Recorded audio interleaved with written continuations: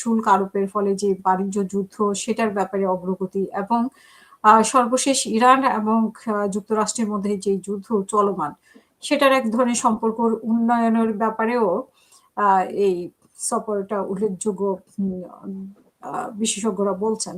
তো কতটা সফল হয়েছে এই দিকগুলোর ব্যাপারে আপনার কাছে একটু শুনতে চাই। বিসমিল্লাহির রহমানির রহিম। এই অনুষ্ঠান যারা দেখছেন এবং দেখবেন, আসসালামু আলাইকুম।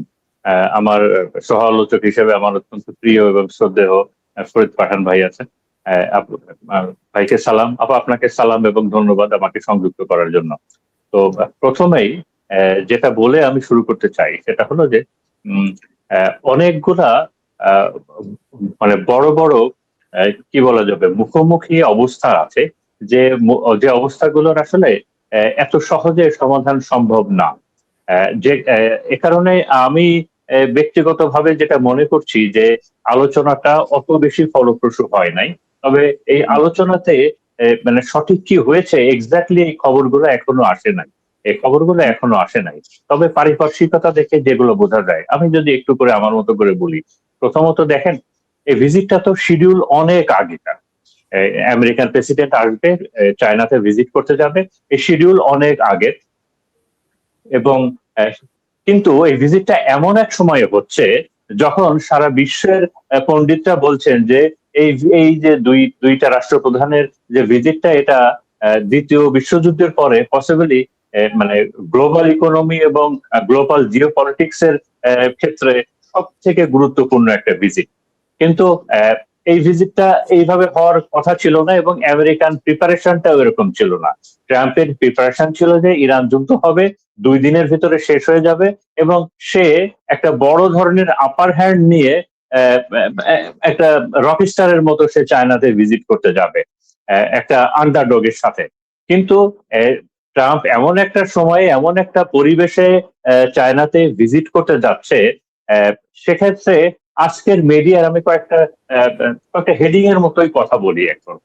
প্রথমত যে আমাদের প্রফেসর জন মেয়ারশেমার, উনি শিকাগো ইউনিভার্সিটির প্রফেসর, উনি বলছেন যে এই যে ভিজিটে উনি বলছেন যে Trump will be enforced to have a deal, মানে ট্রাম্পকে জোর করা হবে একটা ডিলের জন্য।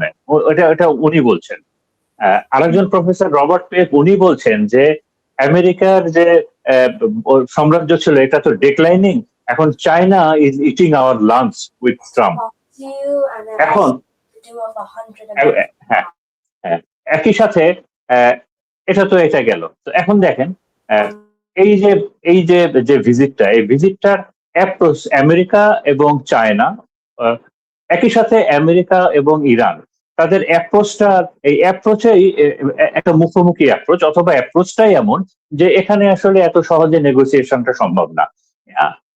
ট্রাম্পের কথাটা হলো অথবা আমেরিকান প্রশাসনের কথাটা হলো যে আগে তাদের কিন্তু এই মুহূর্তে, আমি মানে পেছন থেকে শুরু করি, আমেরিকা এবং ইসরায়েলের এই মুহূর্তের সব থেকে বড় মাথা ব্যথাটা হলো যে ইরানের যে কোনো মূল্যে কোনো এনরিচড ইউরেনিয়াম থাকবে না। ইরানের হাতে যে কোনো মূল্যে কোনো এনরিচড ইউরেনিয়াম থাকবে না। তো ট্রাম্পের যে এই যুদ্ধের ক্ষেত্রে তার অ্যাপ্রোচটাই হলো যে আগে এই এনরিচড ইউরেনিয়ামের ইস্যুটা সলভ হতে হবে এবং তারপরে বাকি ইস্যুগুলা নিয়ে আলোচনা হবে। কিন্তু এই অ্যাপ্রোচের দিক দিয়ে ইরানের অ্যাপ্রোচটা এক্স্যাক্টলি অপোজিট। ইরান বলছে যে না, আমরা নিউক্লিয়ার ইস্যুটা সবার লাস্টে ডিসকাস করব। এবং আজকে ইরানের সুপ্রিম লিডার মোস্তফা খমেনি 5টা পয়েন্ট দিয়েছেন যে এই 5টা পয়েন্ট সলভ না হলে আমরা সামনে যাব না, আমরা নেগোসিয়েশনের সামনে যাব না। উনি বলছেন যে প্রথমে ইরানের যে ফ্রিজ করা যে অ্যাসেটটা পৃথিবীর বিভিন্ন জায়গা আছে এটা ছাড়তে হবে। বলছেন যে তারপরে বলছেন যে ইরানের উপরে যে স্যাংশন দেওয়া আছে এটা তুলে নিতে হবে। উনি বলছেন যে হরমুজ ইস্যুটা আমরা ইরানের হাতে থাকবে, এটা নিয়ে আমরা এখন ডিসকাস করব না। উনি বলছেন যে সকল ফ্রন্টে যুদ্ধ বন্ধ করতে হবে এবং এই সকল ফ্রন্টের ভিতরে গাজাটা আগে ছিল না, উনি গাজাটাও অ্যাড করেছেন যে সকল ফ্রন্টে যুদ্ধ বন্ধ করতে হবে।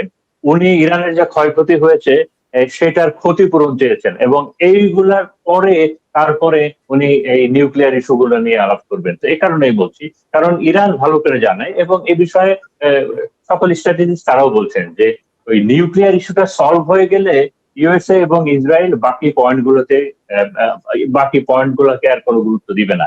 এখন আমি যদি আমেরিকা চীনের ক্ষেত্রে আসি, দেখেন এটা বিবিসি থেকেই বলছে আজকে যে তারা বলছে যে আমেরিকার মেনলি 5টা পয়েন্ট চায়নার সাথে সলভ করতে গেছে, 5টা পয়েন্ট, এবং প্রায়োরিটি অনুযায়ী এই 5টা পয়েন্টের 1 নম্বর হলো ইরান, 2 নম্বর হলো তাইওয়ান, ইরান ইস্যু, 2 নম্বর হলো তাইওয়ান ইস্যু, 3 নম্বর হলো আর্টিফিশিয়াল ইন্টেলিজেন্সের এই বিষয়টা। এই কারণে আপনি দেখবেন যে ট্রাম্পের সাথে যে এন্টোরেজ হিসাবে যে টিমটা গেছে, তার ভেতরে ওই আপনার এআই রিলেটেড এবং ওই আর্টিফিশিয়াল ইন্টেলিজেন্স রিলেটেড বিজনেসম্যান অনেকগুলো আছে, এবং ট্রাম্পের সাথে যে বিজনেসম্যানরা আছেন তাদের সবার সম্পত্তি এবং বিজনেস প্রতিষ্ঠানের মানে টোটাল কস্ট হলো মোর দেন $5 ট্রিলিয়ন। এবং হ্যাঁ, তো এই যে আমি যেটা বললাম, 1 নম্বরে হলো ইরান ইস্যু, 2 নম্বরে হলো তাইওয়ান ইস্যু, 3 নম্বরে হলো আর্টিফিশিয়াল ইন্টেলিজেন্স ইস্যু, 4 নম্বরে আছে হলো আপনার 4 নম্বরটা আচ্ছা, ওই চায়না এবং আমেরিকার ভিতরে যে ট্রেড, এই ব্যবসা বাণিজ্য, এই দুইটার বিষয়। এবং 5 নম্বর ইস্যুটা আছে, এটা হলো ফেন্টানাইল। এটা হলো এটা ওই মাদক দ্রব্য তৈরি করতে একটা রাসায়নিক দ্রব্য। আমেরিকা এটা আসলে বাস্তব, মানে এই রাসায়নিকটা ব্যবহার করেই মেক্সিকো এবং সাউথ আমেরিকার যারা যে ড্রাগ লর্ডটা আছে তারা তাদের ড্রাগ গুলো বানায় এবং এগুলা চায়না থেকে যায়। এবং এটা আমেরিকার রিকোয়েস্ট যাতে করে চায়না এটা সাপ্লাই না দেয়। তো এই যে দেখেন, প্রথম পয়েন্টটা হলো ইরান, সেকেন্ড পয়েন্টটা হলো তাইওয়ানের ক্ষেত্রে চায়না খুব ক্লিয়ার উত্তর দিয়ে দিছে, যেটা আমি কয়েকটা মিডিয়াতে পেলাম। তাইওয়ানের ক্ষেত্রে চায়না ক্লিয়ার উত্তর আমেরিকাকে দিয়ে দিছে যে তাইওয়ান ইস্যুতে যেন আমেরিকা কোনোভাবে নাক না গলায়। বলছে যে এটা আমাদের ইস্যু এবং ঐতিহাসিকভাবে তাইওয়ান আমাদের মানে চীনের একটা অংশ। তো এখানে যদি আমেরিকা নাক গলায় তাহলে এই বিষয়টা যুদ্ধ পর্যন্ত যাবে। বলছে যে এই বিষয়টা যুদ্ধ পর্যন্ত যাবে এটা নিয়ে। আর তাইওয়ানের যে কাজগুলো হচ্ছে, তাইওয়ানরা যা করছে, এটাকে অ্যাক্ট অফ ফ্রিডম বলে কোনো কিছু নাই। এটাকে আমরা মানে আমাদেরকে একটা দুশ্মনী বলবো। তো এটা অ্যাক্ট অফ ফ্রিডম বলে কিছু নাই। তো তাইওয়ান ইস্যু নিয়ে আমরা ডিসকাস করবো না। তো এই যে দেখেন, এটা